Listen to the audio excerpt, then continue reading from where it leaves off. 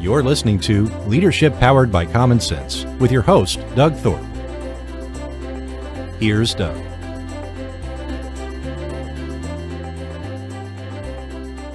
Welcome, everyone. This is another episode of Leadership Powered by Common Sense. I am your host, Doug Thorpe. I want to be sure the microphone's in line here, but welcome to the show. Today, I've got a guest who's going to help us understand something about leadership communication.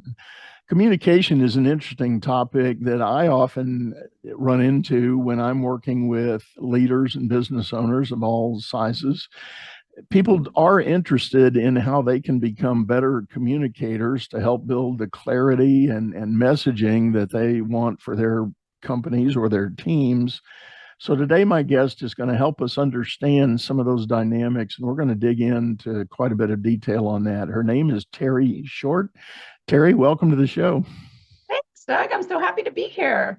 Yeah, it's a pleasure to have you.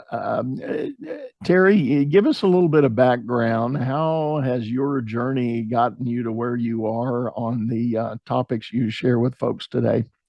Absolutely, Doug. Tell you, I think of it more of a jungle gym approach than climbing any kind of ladder, right? So Okay. Here, there, and everywhere. So I actually, early on, I had a career in hospitality. I've been a leader in some sort of leadership role since I was 17, and I led the snack shack at the country club type of thing, right? Anyway, end up in hospitality in Four Seasons hotels. I do lots of different roles. And I became very sensitive to how people spoke to each other, how the employees spoke to each other and how they spoke to the guests, and just the word choices that sometimes weren't appropriate. Anyway, then I had my own business for 15 years, 95 to 2010, and I do again since 2020. But in between there, 2010 to 2020, I had a career in healthcare. So I jumped into healthcare, which, there's some commonality with hospitality, or let me say, there should be. Right? Yeah. And ended up in some corporate roles, and again found myself, I was doing a lot of executive coaching. I found myself being incredibly sensitive to word choices. And sometimes it was word choices people use for themselves. And so I wrote a book about it. Wrote a book and called The Words We Choose, Your Guide to How and Why Words Matter. Very interesting. As I said, communication is such a hot topic, and oftentimes the starting point that I share with clients is the fact that there's a phrase that says, a confused mind says no. Right. And if you're leading a team and your people don't understand where you want to go or what might be expected of them, or more importantly, what a real win might look like, right, you as a leader need to create that clarity for them. And obviously the words we choose go so far to help build that clarity. So, Terry, is there just an overarching theme of a framework here on how you attack this question of the words we choose? Well, I got asked that so much, Doug, that I made a little sentence about it. So I'm going to encourage your listeners to grab a pen or a pencil and write down this sentence, and then I'll work through the words. So it's my way to help people remember, right? Now, that said, you cannot change all of the words that you might be gravitating towards all at once. So you'll choose. But anyway, the sentence is, I will when I want, and I get that I can. So then after you write that down, I will when I want, and I get that I can.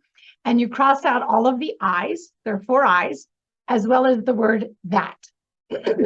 Then you're left with will, when, what, and, get, and can.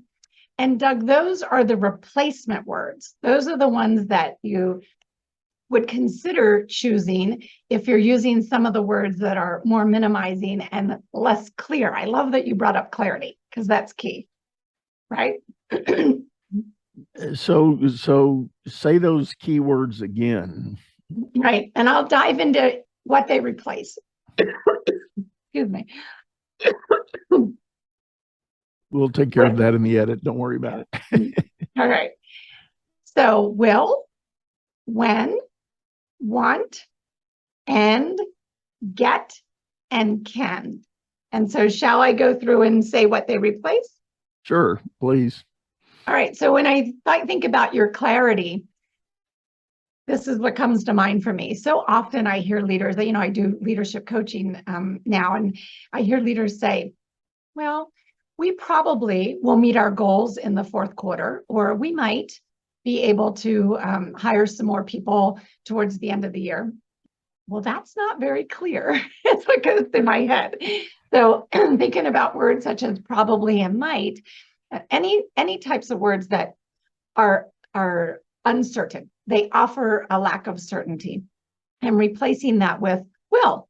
And sometimes people say to me, well, Terry, I don't actually know that we will meet our goals by the end of the year or in the fourth quarter. Fine, that's acceptable. Then make a percentage. I'm 75% certain, or I'm 90% certain, or we will when we do X. So there's some sort of caveat to it, but not that you're saying maybe, sort of, kind of, probably, right? So the next one is when.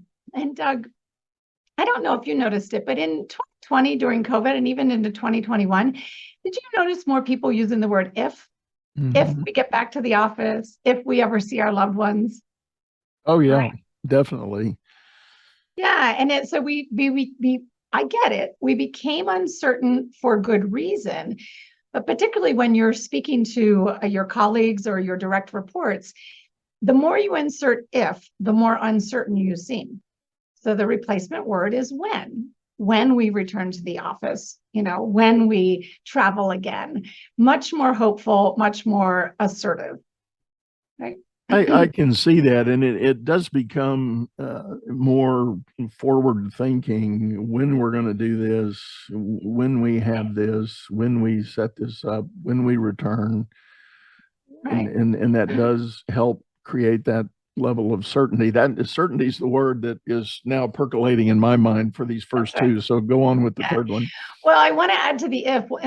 When I hear a leader say, if we meet our Q4 goals, or if we bring on that big client, I think to myself, wait a minute, that you're assuming that there's even a possibility, even if it's a small possibility, you're inserting that there's a possibility we might not. So, if we bring on that big client compared to when we bring on that big client, it's again, like you said, forward thinking and much more assertive. The next one is want. So want is the word that I believe, as I say in the book, that we should stifle the shoulds. I just use should. We should. So I say stifle the shoulds. And the way to do that is use the word want.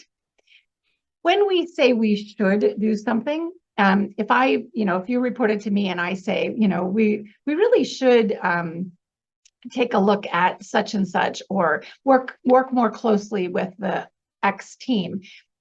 Doesn't it seem to you that I'm suggesting that someone else suggests that I don't own it? Right. And so should offers a lack of ownership, really. When you're continually say that you should do something, even if you're saying it internally, you're saying that you should because why? Because society says so, or someone else says so. So owning it would show up as saying, I want to do whatever it is, right? It strikes me as saying should is a move away from that certainty and clarity again into some more ambiguity. Mm-hmm. So the employee that you say that to might be going, well, okay, who should? Are you saying I should, or you should, or who should? Who is that person? It is. That's right. Somebody. Yeah. Sorry, I was just going to say, my wife and I have a joke when we talk about we and they and should. I always ask, do you have a frog in your pocket? Is the frog going to go do it? Who is that?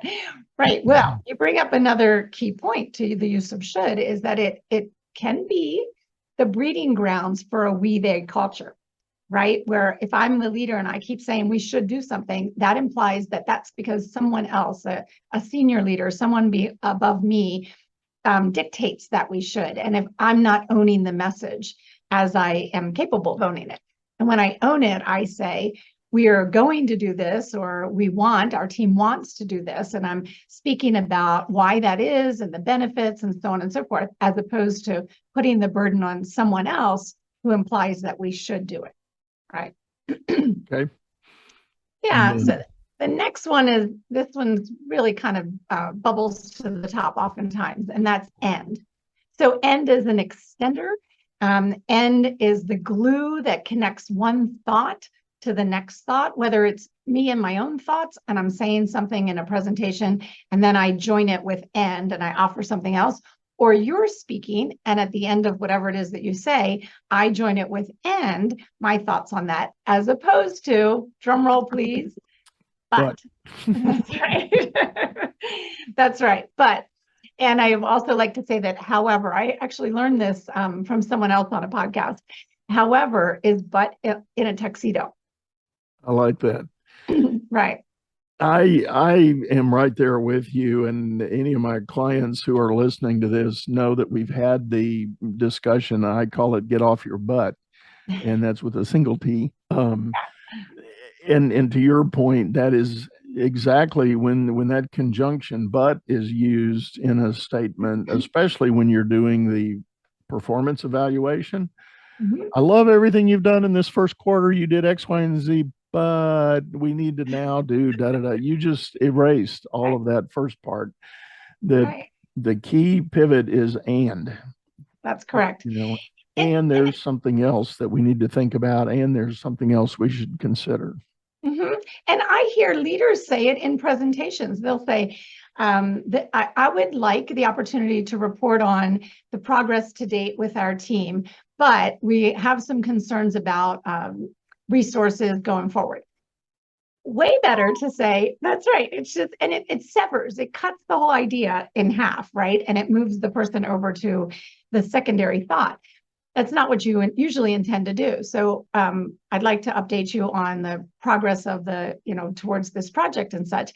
And we believe there is not possibly, but there is an opportunity to look at, additional resources, and so you're much more assertive, you're much more confident in what it is that you're relaying, and you're not severing and moving on to, but we have this huge hurdle ahead of us.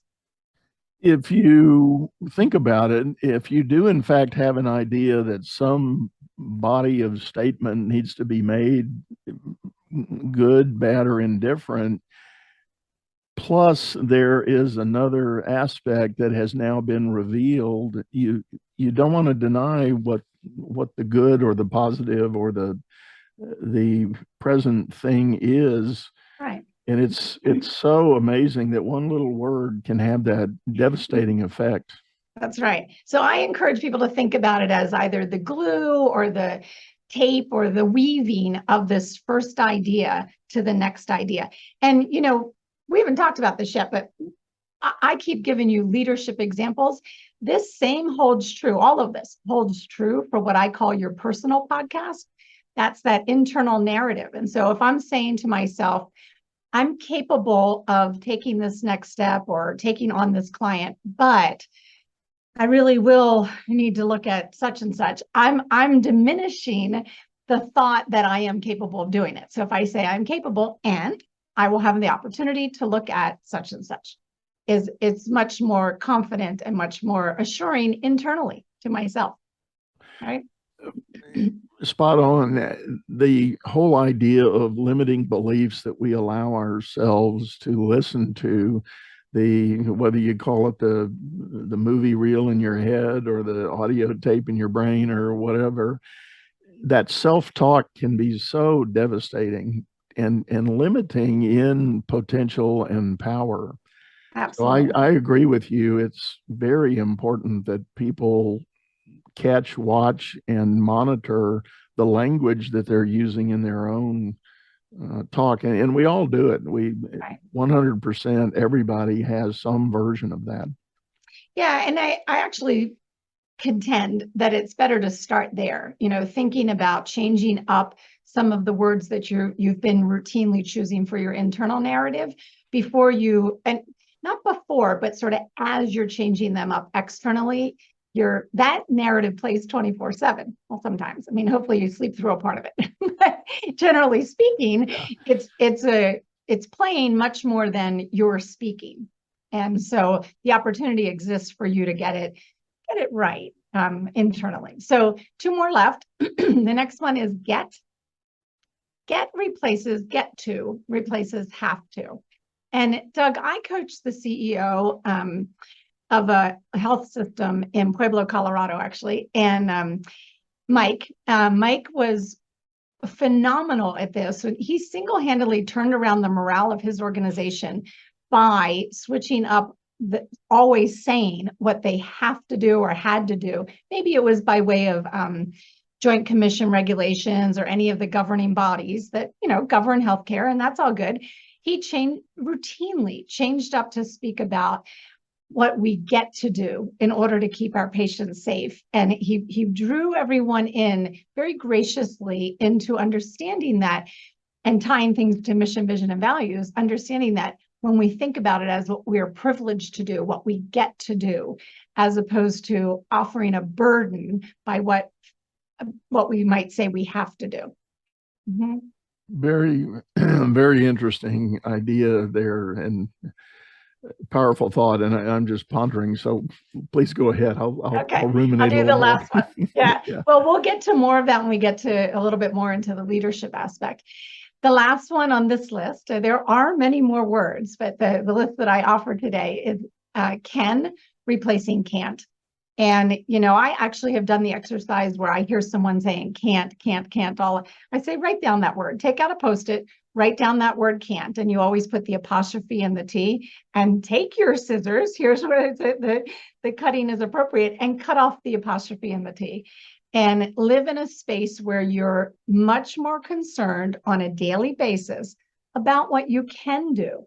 And offering that. Now that again is the internal narrative. I'm showing up every day, standing firm and confident in what I can do, well before I'm entertaining the thought of what I might not be capable of doing, right? That's where I want a lack of certainty. I say might not, because I don't fully believe that I will be incapable of doing it, right? Back to the self-talk idea, I think at the root of most self-talk, it is negative, and it ultimately means can't.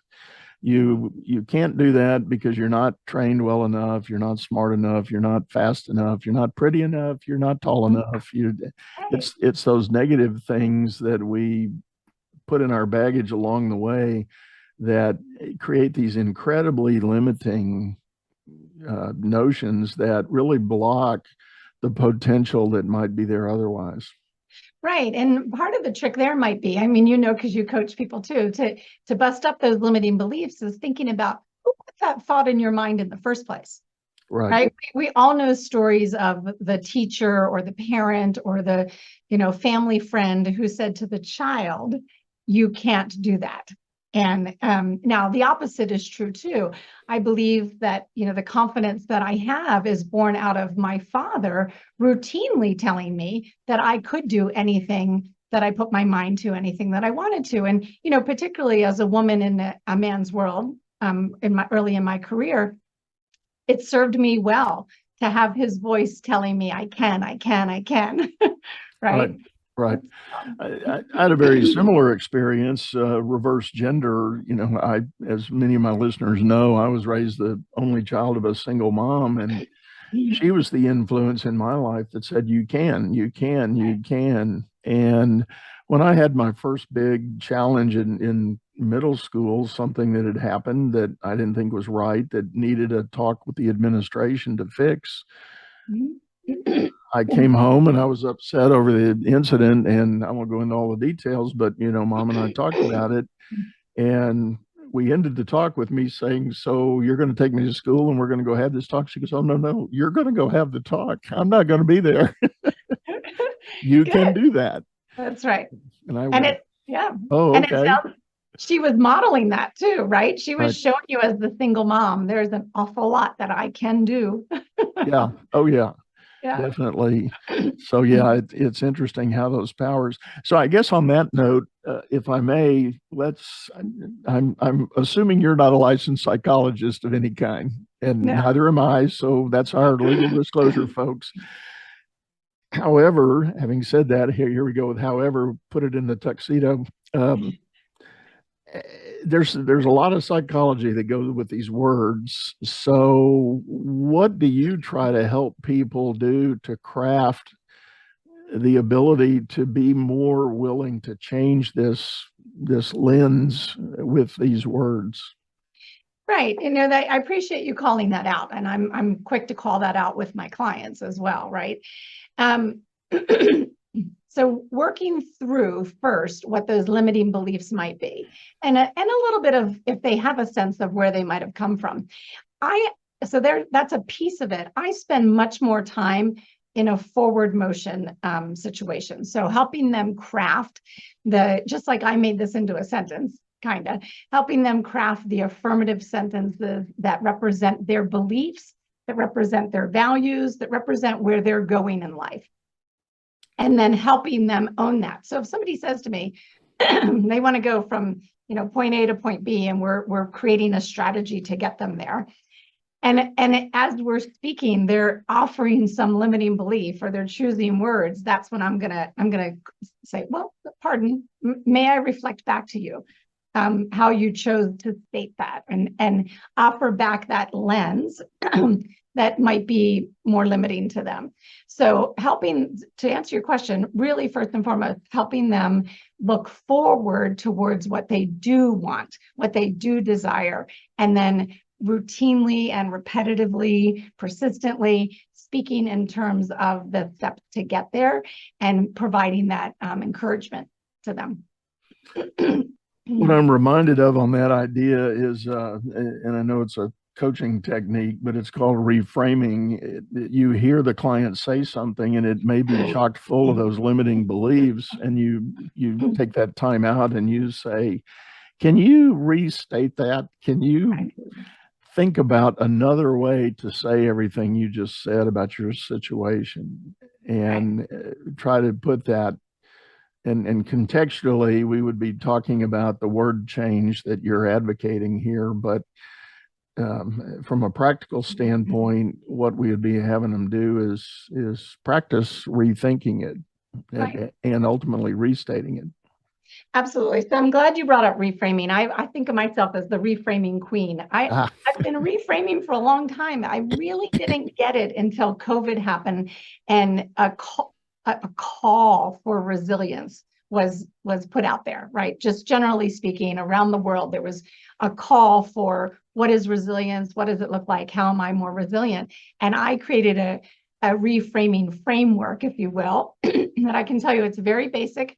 Well, there are questions related to it that are less basic, but the framework is for anything that you feel stuck, that you feel is a negative, that maybe it's something that's gone on at work, maybe it's something personal, that you think of three things.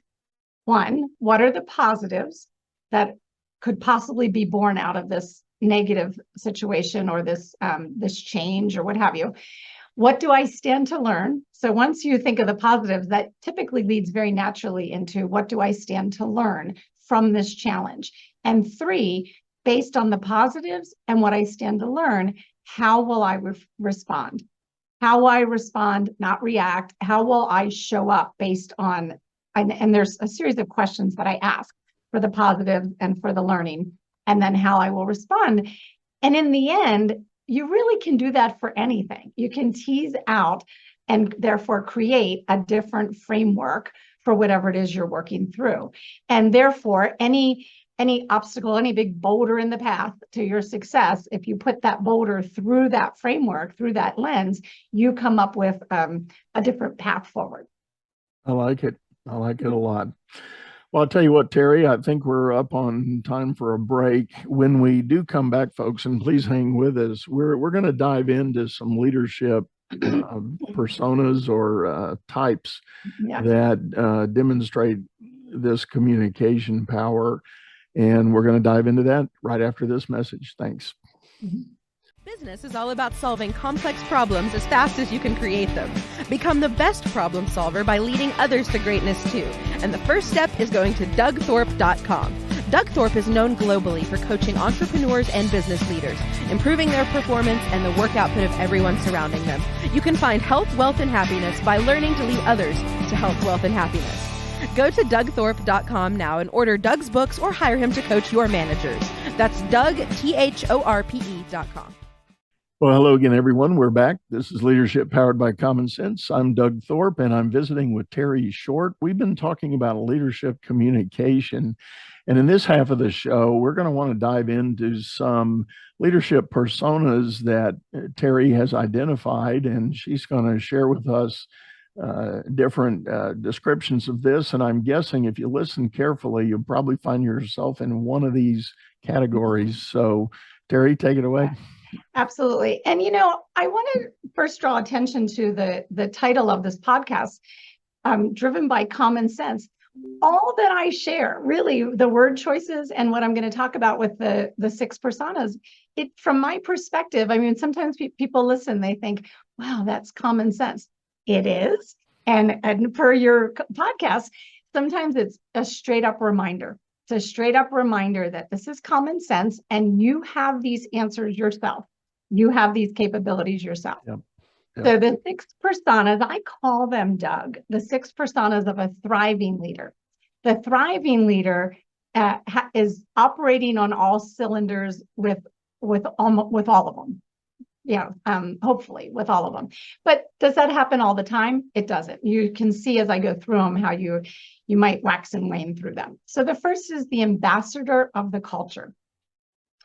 I can't stress that enough, and that's why it's the first one, because a leader stepping into the role of an ambassador of the culture and living and personifying the values of the organization, holding on to the mission of the organization at all times, and therefore not just leading by example and representing that, but holding others accountable as well. Like a true ambassador sees to it that everyone upholds the values of the organization, and that's what creates the culture.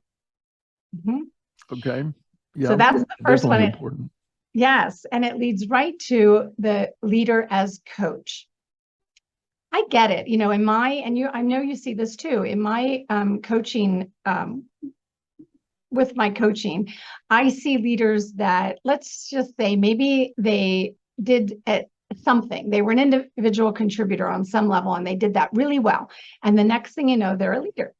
And that's great. They had a competence that elevated them into that role. What I see all the time that's oftentimes lacking is the ability to coach others, to step in and to have what I now call alleged difficult conversations. And I say that because what makes them difficult in the first place? Oftentimes it's the individual who's the new leader not feeling confident in what it is that the information that they would like to share. And so determining let's call it the degree of difficulty for what we refer to as a difficult conversation. So really having some standardized ways in which you coach those that directly report to you. And underneath that comes in having effective one-on-one meetings and having effective team meetings, and really lots of components of stepping into the role of leader as coach. Yeah, very important one. And I do a lot of work with clients as well in making that transition from individual contributor to first-time supervisor, manager, and then the evolution of their career after that. And there are a whole lot of other dynamics that go with that we probably don't have time to get into here, but I agree with you totally. Inevitably, at the core of all that is that inability to be the coach, mentor to the people around you on your team who need to learn from your experience and expertise, the one that got you promoted. That's right. To model that. Mm-hmm. And I think I've always thought that when we think about word choices, the key thing there is to ask more and tell less. Yeah. Yeah. Mm-hmm. I agree. And I use a phrase often with leaders when they will describe an exchange with an employee. I'll ask them the question, are you leading or are you solving problems? And they'll go, what does that mean? And I'll say, well, what do you think it means? But in the leading part, it would be the ask the person more questions. Okay, I hear you. This sounds like a problem. Have you considered this? Who have you talked to? Who else have you considered? What other choices have you made or thought about? And there's a whole cascade of questions that ultimately make up a decision tree in your mind of how you get to the solution.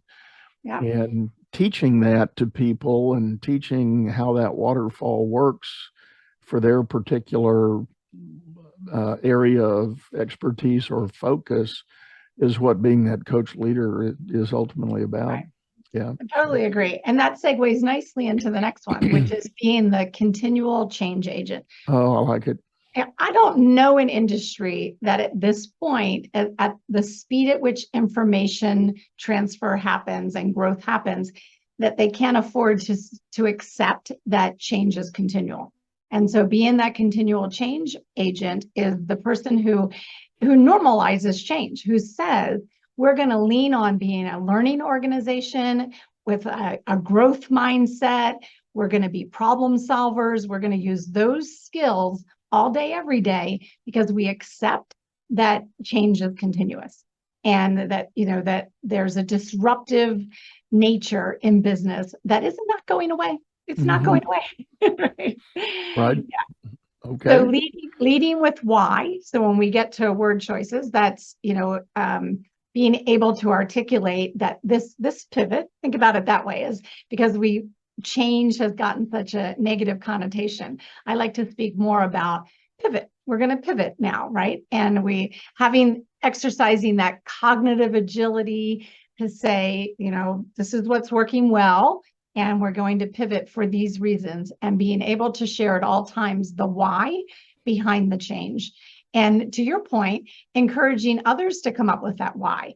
And when we do that, and we're asking more and telling less, I encourage leaders to use questions that start with what or how. What will be different? What will be better? How will the team be better served with this pivot? So on and so forth. So that's the third one. Okay. Yeah. Moving on. Yeah, the next one is being a life integrator. So that's the leader who owns their ability. They don't feel a victim of their work life and their calendar or lack of calendaring. They own their ability to integrate work, play, family, community, all the different parts of their life that are important to them. I'm sure as a coach, you've done the tree of life the wheel of life, or the exercises where we help individuals tease out what those important components are, where they currently rank themselves, and what exactly they'll do in order to create more balance in that wheel, the way that the wheel looks. Right?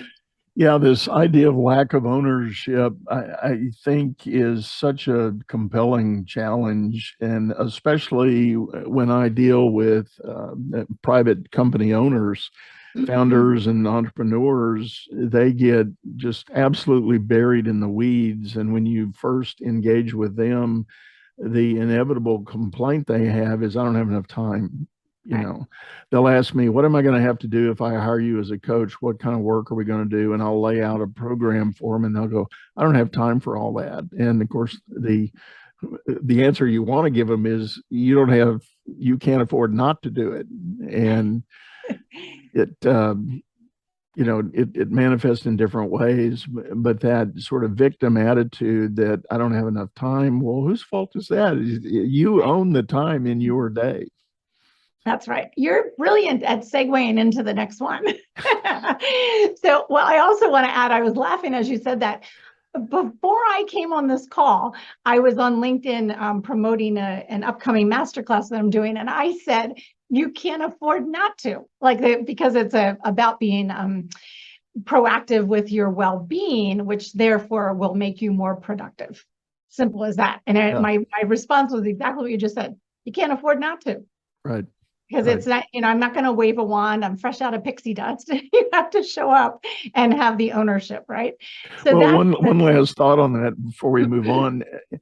I have of late, I've abandoned work-life balance out of my vocabulary. I'm talking to people in terms of either harmony or blend. Because if the pandemic's shown us anything, we have learned that we are whole individuals 24/7. How we embrace work is just part of that equation. And the notion of finding balance implies you're giving something up over here for the sake of something else over there. And it's the giving up part that just doesn't happen. The pandemic has proven to us that give up or give away or alter or juggle is not the answer. Yes, absolutely. I hear harmony a lot. What I would add to that, and to this, the whole conversation of a sort of abandoning the perception that one can remain balanced, is centering, right? So when I think about centering, if I was going to juggle right now, ends up I can't juggle. I've tried. I used to be able to. Occasionally I can. If I was going to juggle, it would require that I was centered, that I wasn't standing on one foot. One might say balance, but that I can remain centered. And so that's how we speak about it in my company, is that when we have a sense of well-being, whether that creates, whether we're at home, out in community with our friends, or at work, that we know how to be centered and present for that particular event, that space, that happening. That's really where you get the harmony, right? Where I'm able to employ practices that create that centering at all times. So that leads to what the fifth one, which is the proactive and productive juggler. And speaking in terms of creating practices that cause the leader to be more proactive as opposed to reactive. And I speak about this a lot because we don't choose reactive. Well, I guess we do. We choose reactive and we accept reactive. So we end up in an environment where reactive things are thrown at us all day, every day. And we end up feeling that's the only way. And it isn't. You can be more proactive. There are practices to put in place. One is how effective your one-on-one meetings are with your direct reports. When you get them really fine-tuned and follow a framework that serves both the direct report and the leader, then you are becoming more proactive. Things are, the employee is holding an idea or a thought or something until they get to the one-on-one because they trust in the process, and you don't find yourself continually reacting. But there are lots of practices that help a leader go from reactive to proactive and therefore be more productive. There are also lots of countering things. I like that idea, and I do work with a lot of my clients on that. The whole idea of being reactive versus the ability to respond. And I use the word picture that if you go to the doctor and you're sick, they give you medicine. If you react to it, you got more problems. But if you respond, you're getting well. And same thing I believe is true with leadership. If you can more often than not respond to a situation rather than react, you're going to keep moving the needle. You're going to keep moving forward. And people ask, okay, great. Well, how do I better respond? Well, part of that has to do with some of your sense of being centered. What are you about? What is your team about? What is your mission, value, purpose? And then ultimately, what is your plan for getting there? And the more you stay centered on that foundational sense of purpose, you'll be far more equipped to respond, not react. Absolutely. Absolutely. That's brilliant. It takes practice. It takes practice and commitment. It takes a commitment to those proactive behaviors. And, I like to say that if you do the same, sure. When you told me about the person says, well, how much time is this going to take? And what's my commitment? It feels like more as you're building some proactive practices, but you're building them on top of all this reactiveness, right? That's bumping up against it. It's almost imperceptible when you become so proactive that the reactive things fall apart. For those listening, I'm doing this with my hand, like showing going up a hill and how it feels. And it's true. I've had that experience myself. It's a matter of trusting the process, committing to the proactive behaviors. Yeah. Well, the last one is the leader that is emotionally and intuitively intelligent. And so I believe that most leaders these days understand the need to be emotionally intelligent and the components therein, that they're connecting with others well. So that's sort of externally. And then intuitively intelligent is the inner connection. And I maintain that we all have an inner knowing, an inner wisdom, and we oftentimes don't tap it. We don't tap it. We don't listen. So it's all about listening. It's all about listening to that inner voice, the positive inner voice, and not the one that's telling you can't do something, but sometimes your gut feeling, paying much more attention to some let's say signs and signals in your environment that are part of your intuitive intelligence. And when you couple the intuitive intelligence with the emotional intelligence, you're moving right towards being a thriving leader, in addition to the other 5 things. But that's sort of the icing on the cake, is when you get yourself to the place where you're centered in what you know internally, your inner wisdom, and it feels good, and you're feeling on top of your game, you're feeling in the zone, as you hear sometimes people say. Yeah. So that's the last piece. I like that idea, and that sense of being able to listen to that intuitive voice. I actually had a client a couple of years ago, through a series of exchanges. We got to the fact that she was struggling with it was kind of like the cartoonish character of the angel and the devil on your shoulder, the angel talking and the devil talking. And we landed on that metaphor as her trigger for being able to show up in moments where she needed that positive approach and positive feedback. So after talking about that for a while, when we came back the next session, she was just beaming. She said, "Guess what?" She said, "Right after we got finished talking last time, I had a situation that came up," and she said, "I literally saw the people on my shoulders and I heard the voices, and I picked the one that I knew was the right one to go with. And it was a process." And I said, "Bingo, you got it. It is a process.